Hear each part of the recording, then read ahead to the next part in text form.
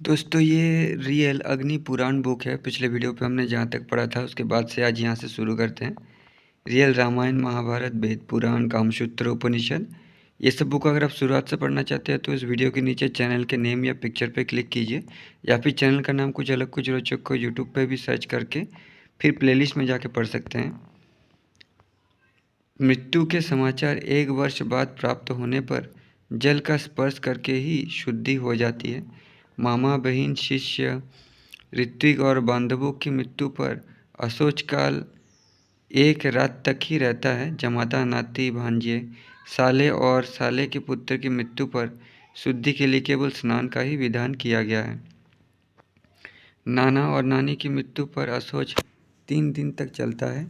दुर्भिक्ष के समय, राष्ट्र के नष्ट हो जाने पर, विपत्ति आने से, बीमारी से, जलकर मरने से, ब्रह्मविद की मृत्यु पर, सत्र करने वाले बत्री और ब्रह्मचारी की मृत्यु पर, युद्ध में, देश में विप्लव होने पर तथा दान, यज्ञ और विवाह से मृत्यु होने पर तुरंत ही शुद्ध हो जाती है।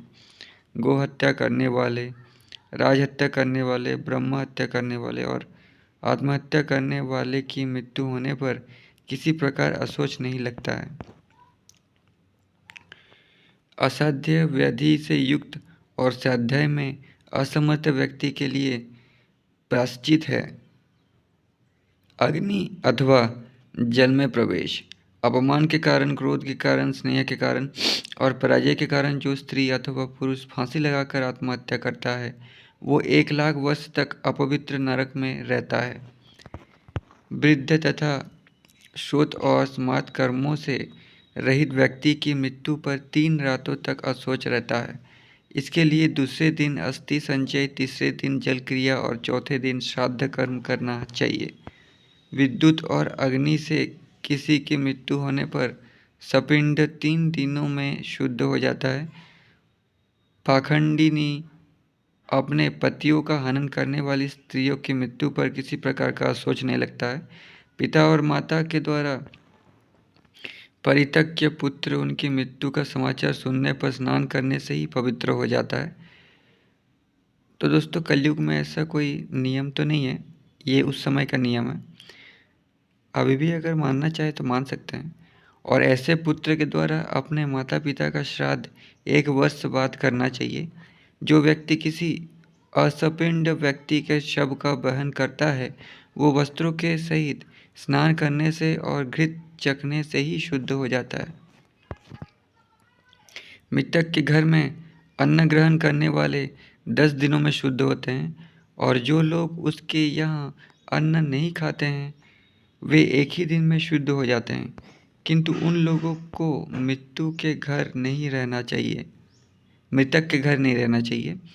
अनाथ ब्राह्मण के शव को वहन करने वाले ब्राह्मण पद पद पर यज्ञ फल प्राप्त करते हैं और उनकी शुद्धि स्नान मात्र से ही हो जाती है।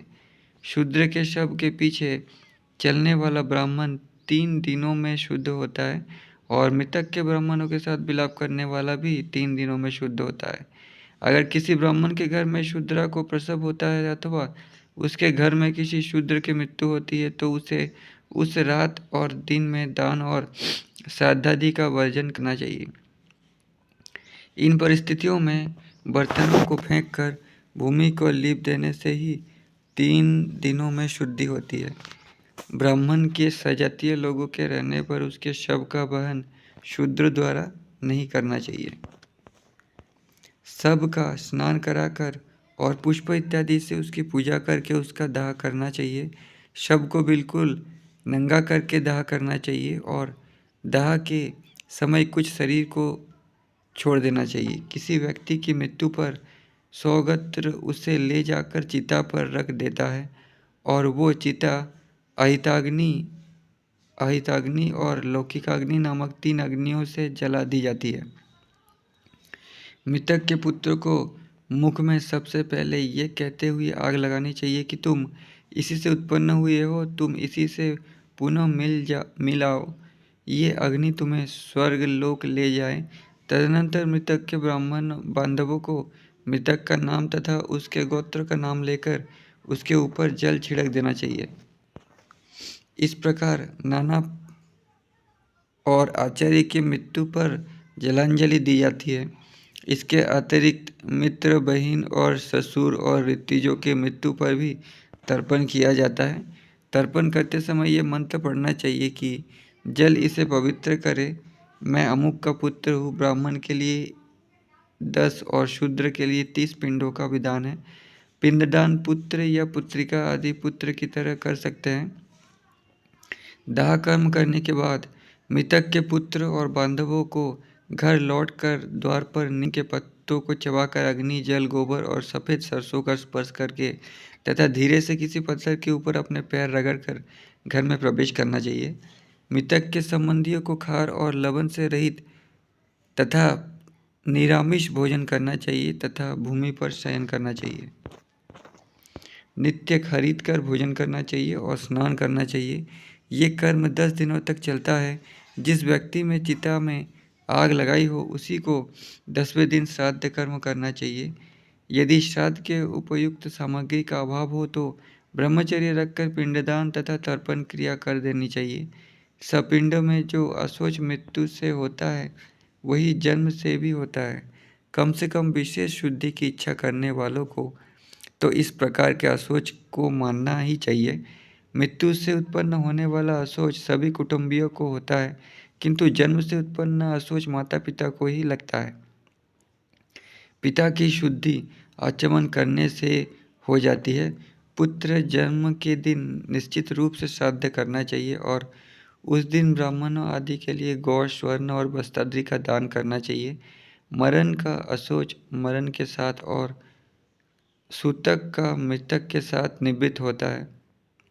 सूतक का सूतक के साथ निवृत्त होता है। दोनों में जो पहला अशौच है उसी के साथ दूसरे की भी शुद्धि होती है। जननाशौच में मरणाशौच हो अथवा मरणाशौच में जननाशौच हो जाए तो मरणाशौच के अधिकार में जननाशौच की भी निवृत्त मानकर अपनी शुद्धि का कार्य करना चाहिए। जननाशौच के साथ मरणाशौच की निवृत्ति नहीं होती। यदि एक समान 2 शौच हो अर्थात जन्मसूतक के जन्मसूतक और मरणाशौच में मरणाशौच पड़ जाए तो प्रथम अशौच के साथ दूसरे को भी समाप्त कर देना चाहिए। और यदि असमान अशौच हो अर्थात जननाशौच में मरणाशौच और मरणाशौच में जननाशौच हो तो द्वितीय अशौच के साथ प्रथम को निवृत्त करना चाहिए। ऐसा धर्मराज का वचन है। मरणाशौच के भीतर दूसरा मरणाशौच आने पर वो पहले अशौच के साथ निवृत्त हो जाता है। गुरु अशौच से लघु अशौच बाधित होता है। लघु से गुरु अशौच का बाध नहीं होता है। मृतक अथवा सूतक में यदि अंतिम रात्रि के मध्य भाग में दूसरा अशौच आ पड़े तो उसे शेष समय में ही उसकी भी निवृत्ति हो जाने के कारण सभी सपिंड पुरुष शुद्ध हो जाते हैं। यदि रात्रि के अंतिम भाग में दूसरा अशौच आवे तो 2 दिन अधिक बीतने पर अशौच की निवृत्ति होती है तथा यदि अंतिम रात्रि बिताकर अंतिम दिन के प्रातःकाल अशौचांतर प्राप्त हो तो 3 दिन और अधिक बीतने पर सपिंड की शुद्धि होती है। दोनों ही प्रकार के अशौचों में 10 दिनों तक उस कुल का अन्न नहीं खाया जाता है। अशौच में दान आदि का भी अधिकार नहीं रहता। अशौच में किसी के यहाँ भोजन करने पर प्रायश्चित्त करना चाहिए। अनजान में भोजन करने पर पातक नहीं लगता। जानबूझकर खाने वालों को एक दिन अशौच प्राप्त होता है।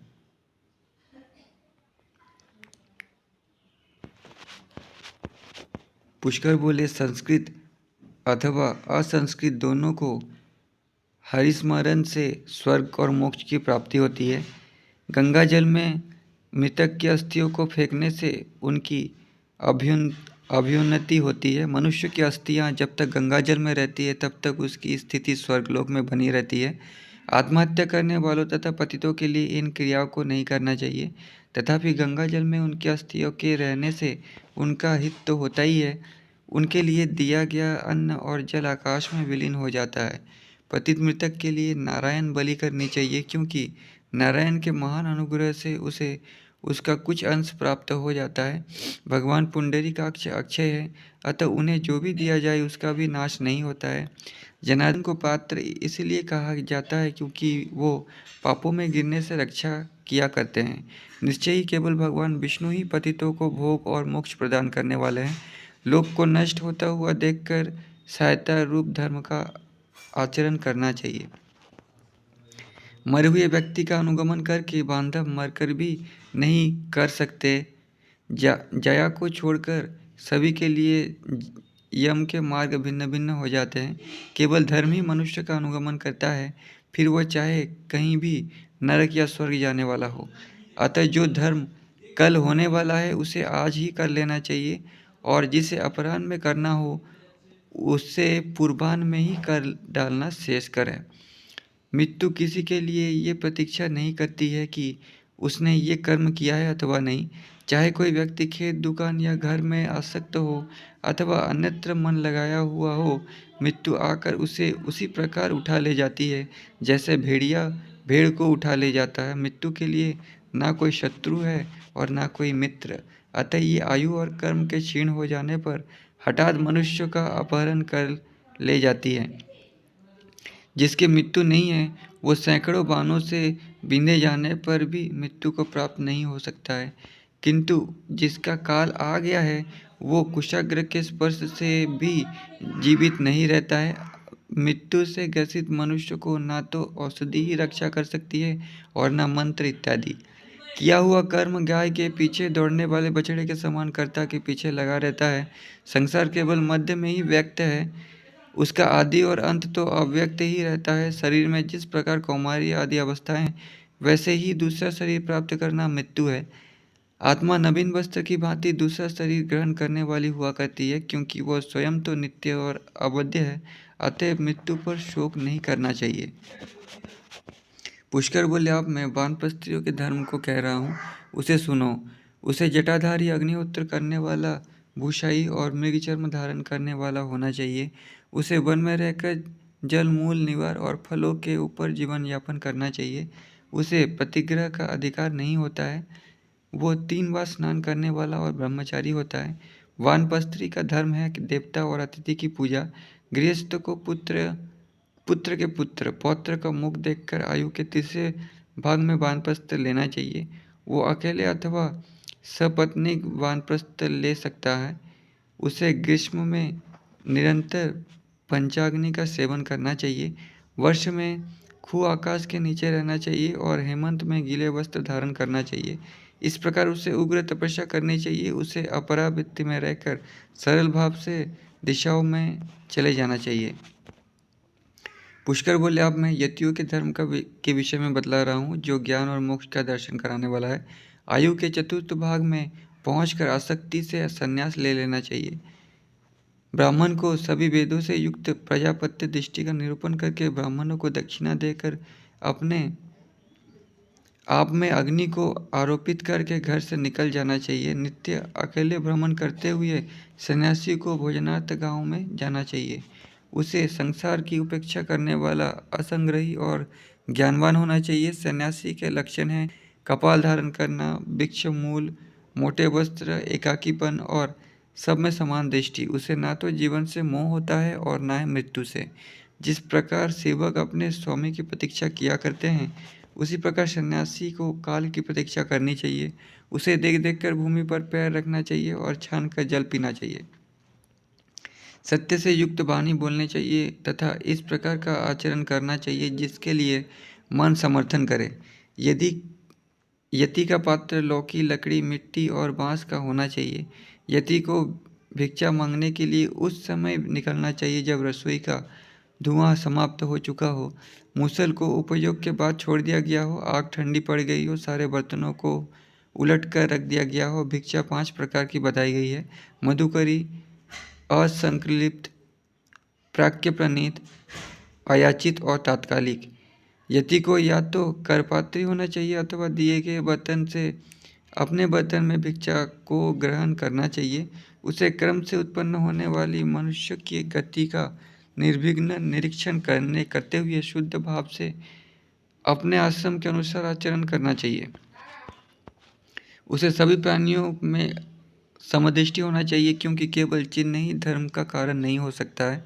यद्यपि कतल वृक्ष का फल जल को स्वच्छ करने वाला हुआ करता है, किंतु उसके नाम के ग्रहण पात्र करने से ही जल की शुद्धि नहीं होती है।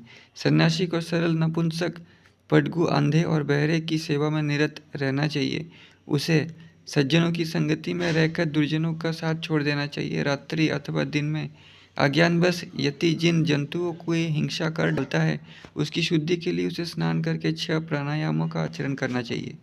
सन्यासी को अपने शरीर के संबंध में ये समझना चाहिए कि वो एक अस्थि पंजर है, जो स्नायु से युक्त मांस और रक्त से सना हुआ, चमड़े से ढका हुआ, दुर्गंध युक्त मलमूत्र से भरा हुआ, वृद्धावस्था और शोक से संबंधित रोगों का आगार, दुखी और मलिन तथा अनित्य है। इसीलिए उसका परित्याग कर देना चाहिए। धर्म के 10 लक्षण हैं: धैर्य, क्षमा, इंद्रिय दमन, अस्तेय, शौच, इंद्रिय निग्रह, लज्जा, विद्या, सत्य और अक्रोध। भिक्षु का 4 प्रकार कहे गए हैं: कुटीचक, बहुदक, हंस और परमहंस। इनमें पूर्व की अपेक्षा उत्तरवर्ती कोटि के सन्यासी श्रेष्ठ कहे गए हैं। एक दंडी अथवा त्रिदंडी योगी बंधन से छुटकारा पा जाते हैं। 5 यम हैं: अहिंसा, सत्य, अस्तेय, ब्रह्मचर्य, अपरिग्रह। और 5 नियम हैं: स्वच्छ, असंतोष, तप, स्वाध्याय और ईश्वर पूजा। पद्मासन आदि यतियों के आसन कहे गए हैं। प्राणायाम 2 प्रकार का होता है: सगर्भ और अगर्भ। जप और ध्यान से युक्त गर्भ तथा उससे विपरीत अगर्भ कहा गया है। पूरक, कुंभक, रेचक से उसमें से प्रत्येक के 3-3 भेद हो जाते हैं। वायु को अपने अंदर भरना पूरक कहलाता है, उसको रोकना कुंभक है और उसे छोड़ना रेचक कहलाता है। मात्रा भेद से इनके भी 3-3 भेद हो जाते हैं। पहला 12 मात्रा, दूसरा 24 मात्रा और तीसरा 36 मात्रा वाला कहा गया है। एक मात्रा काल वो है जो एक ह्रस्व ज्वर से उच्चारण में लगता है। प्रणव आदि मंत्रों के उच्चारण के साथ जापक को प्रत्याहार का उच्चारण करना चाहिए। ध्यान कहता है मन को धारण करने को। ब्रह्म में स्थिति समाधि कहलाती है। ये आत्मा ही परब्रह्म है, वो सत्य, ज्ञान और अनंत भी है। विशेष ज्ञान को ही ब्रह्मानंद कहते हैं, जो इस प्रकार से तत्वमसि, अहमस्मि तत्, ये आत्मा परब्रह्म है, ज्योति रूप है, वासुदेव स्वरूप है और ये युक्त भी है। ब्रह्म वो है जो देह, इंद्रिय, मन, बुद्धि, प्राण और अहंकार से रहित तथा जागृत, स्वप्न, सुषुप्ति और तुरीयावस्था से मुक्त रहा करता है। नित्य, शुद्ध, बुद्ध, मुक्त, सत्य, आनंद और अद्वितीय है। सन्यासी को इस प्रकार ध्यान करना चाहिए कि ओम, मैं परब्रह्म जो कि ज्योति रूप, अक्षर, सर्वव्यापक और विष्णु रूप है, ये जो आदित्य पुरुष है वही मैं हूँ। मनुष्य सभी कुछ छोड़कर सुख दुख में समान रहकर क्षमाशील और भावशुद्ध होकर ब्रह्मांड का भेदन करके ईश्वरमय हो जाता है। आषाढ़ की पूर्णमासी में चतुर्मास व्रत का आचमन करना चाहिए। तदनंतर ऋतुओं के संधिकाल में नवमी आदि तिथियों में पुनः भ्रमण के लिए निकल पड़ना चाहिए। यतियों का प्रायश्चित्त, ध्यान और प्राणायाम। पुष्कर बोले, अब मैं संक्षेप में उस धर्म के संबंध में बतलाऊंगा जिसे पहले मनु, विष्णु, याज्ञवल्क्य, हरित, अत्रि, यम, अंगिरस, वशिष्ठ, सवर्ण, शतातप, पराशर, आपस्तंभ, उष्णा, व्यास, कात्यायन, बृहस्पति, गौतम और शंकर लिखित ने बताया था, उसे सुनिए। वैदिक कर्म 2 प्रकार के होते हैं: प्रवृत्त कर्म और निवृत्त कर्म। प्रवृत्त कर्म को काम्य भी कहते हैं और निवृत्त वो है जिसे ज्ञानपूर्वक किया जाता है। वेदाभ्यास, तपस्या, ज्ञान, इंद्रिय संयम, अहिंसा और गुरु सेवा परम निश्रेयस्कर कर्म है। इन सब में आत्मज्ञान श्रेष्ठ माना गया है।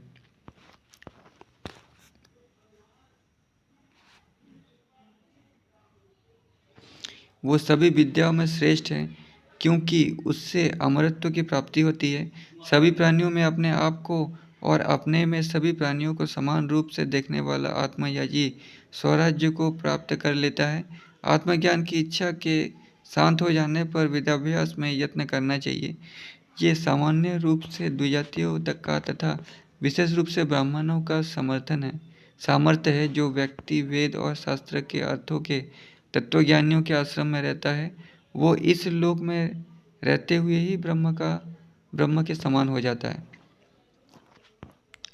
स्वाध्याय का उपाकर्म श्रावणी के दिन, श्रवण नक्षत्र में, हस्त नक्षत्र में, चंद्रवार के दिन अथवा श्रावण की पंचमी के दिन होना चाहिए। ये कर्म पौष मास में, रोहिणी नक्षत्र में और अष्टमी के दिन भी किया जा सकता है। जलांजलि के बाद विधिवत छंदों का उत्सर्ग करना चाहिए। शिष्य, ऋत्विक, गुरु और बंधु की मृत्यु पर 3 दिन तक अनध्यान रहता है। उपाकर्म में अपनी शाखा के क्षत्रिय के निधन होने पर संध्या काल में मेघों की गर्जना, भूकंप तथा उल्कापात के समय वेद की समाप्ति, आरण्यकों के अध्ययन के पश्चात अमावस्या, चतुर्दशी, अष्टमी, राहु सूतक के समय, ऋतुओं की संधि में भोजन करके, श्राद्ध ग्रहण करके, पशुओं, मेढक, नेवले, कुत्ते, सर्प, बिल्ली और शुक्रों के द्वारा रास्ता काट जाने पर, इंद्रध्वज की पताका उतारने तथा फहराने के दिन, कुत्ते, गीदड़, गर्दभ, उल्लू के शब्द करने पर, अमेय, शव, शूद्र, शमशान और पतित के संसर्ग में, अशुभ नक्षत्र में विद्युत गर्जन होने पर, भोजन करके गीले हाथ जल में, अर्घ रात्रि में, आंधी चलने पर, बवंडर उठने पर, दिशाओं के जलने पर, संध्या काल में, निहारिकाओं के भय उत्पन्न होने पर, दौड़ते हुए अश्वियों प्राणियों की बाधा उत्पन्न होने पर, विशिष्ट व्यक्ति के घर आने पर और गधे, ऊंट सवारी, हाथी, घोड़े, नाव और भिक्षादी पर चढ़ने के बाद इन 33 प्रकार की स्थितियों में अन्न ध्यान करना चाहिए, ऐसा विद्वानों का विचार है। पुष्कर बोले, अब मैं श्राद्ध कल्प के विषय में बतलाऊंगा, उसे सुनो। ये कल्प भोग और मोक्ष देने वाला है। श्राद्ध के एक दिन पूर्व ब्राह्मण को आमंत्रण करना चाहिए और दूसरे दिन उनका स्वागत करके पूजन करके उन्हें एक आसन पर बिठलाना चाहिए। देव श्राद्ध कल्प में युग्म संख्या में तथा पितृ श्राद्ध में अयुग्म संख्या में ब्राह्मणों को बैठाना चाहिए। देव पितृ कर्मों में ब्राह्मणों को प्राणमुख बैठाना चाहिए। पितृ कर्म में ब्राह्मणों की संख्या 1 अथवा 3 हो सकती है। यही कर्म मातामह के श्राद्ध में और वैश्वदेविक कर्म में भी है।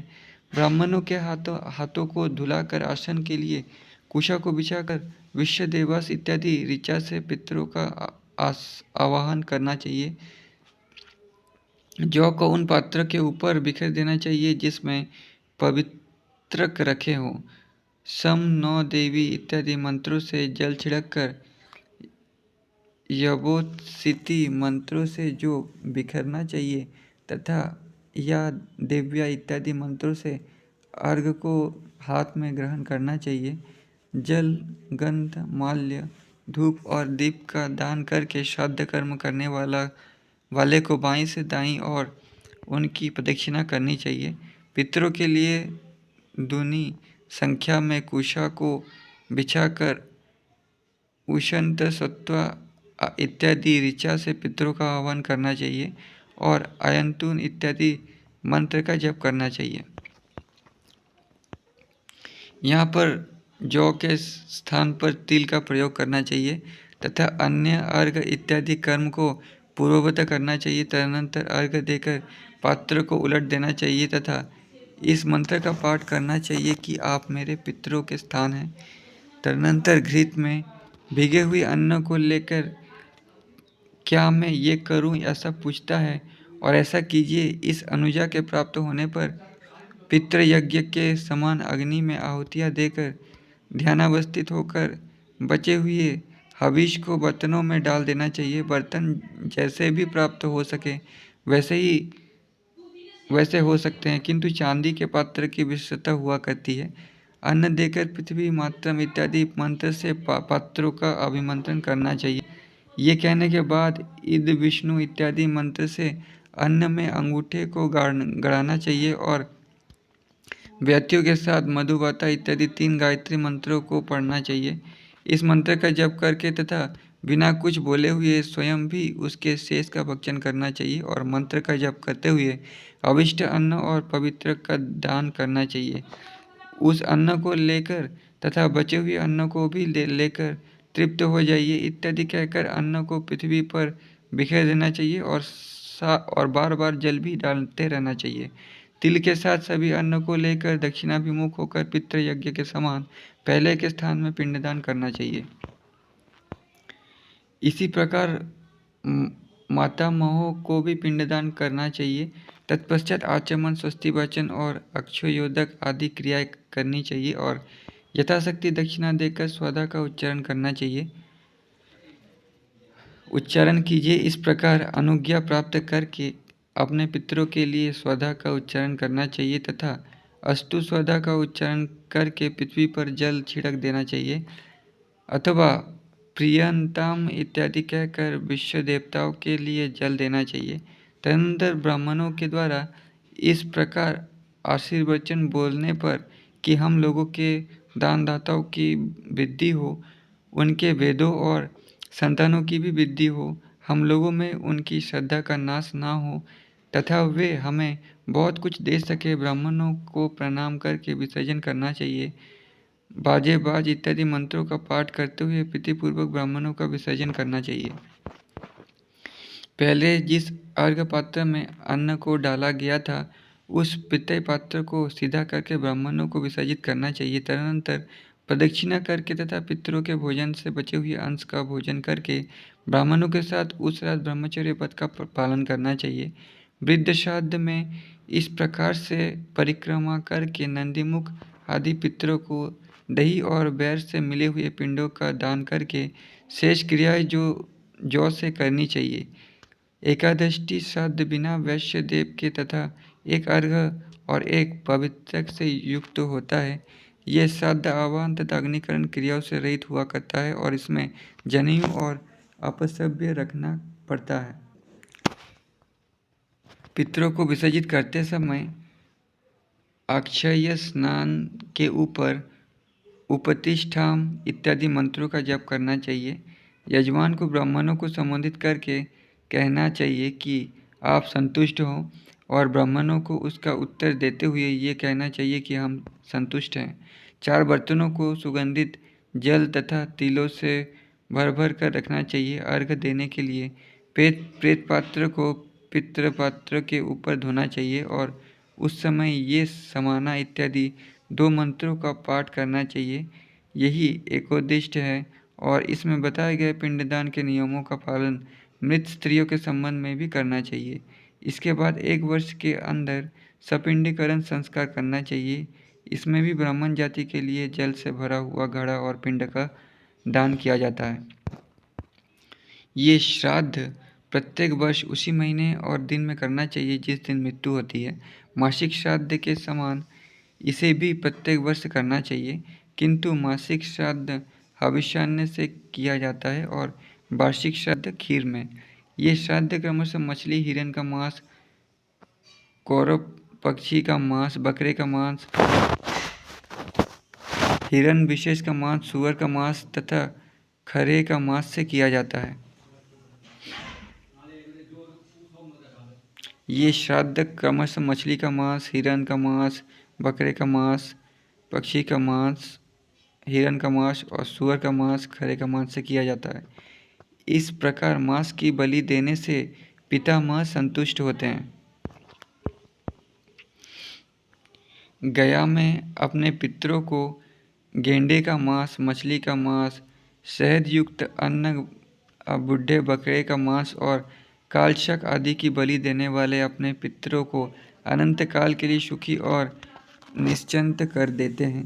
इसी प्रकार वर्षा ऋतु की त्रयोदशी और मघा नक्षत्र में किया गया श्राद्ध भी पितरों को सुख देने वाला होता है। श्राद्ध करने वाले सदा कन्या, प्रजा, बंदी पशु, पुत्र, घृत, कृषि वाणिज्य, 2 खुरे वाले बकरे आदि पशु, 1 खुर वाले घोड़े आदि ब्रह्मचर्य से युक्त पुत्र सोने चांदी जातियों से श्रेष्ठता और सभी कामनाओं को प्राप्त कर लेता है। जो लोग आयुधों के द्वारा मारे जाते हैं उनको छोड़कर अन्य लोगों का श्राद्ध प्रतिपदा और चतुर्दशी के दिन नहीं करना चाहिए। जो व्यक्ति विधिवत श्राद्ध करता है वो स्वर्ग, संतान, ऐश्वर्य, क्षेत्र, बल, पुत्रों में श्रेष्ठता, सौभाग्य, वाणिज्य, प्रभुता, आरोग्य, यश, वित्त, सुखता, परम गति, धन, विद्या, आयुर्वेद में सिद्धि, चांदी, गाय, बकरे, भेड़, अश्व और आयु को प्राप्त कर लेता है। किताब से प्रारंभ करके भरनी तक श्राद्ध करने वाले की सभी इच्छाएं पूरी हो जाती है। श्राद्ध देवता है वसु, रुद्र, आदित्य और पितर। ये मनुष्य के द्वारा किए हुए पितृ श्राद्ध से प्रसन्न हो जाते हैं तथा पितरगण श्राद्ध करने वालों को आयु, प्रजा, धन, विद्या, स्वर्ग, मोक्ष, सुख और राज्य प्रदान करते हैं।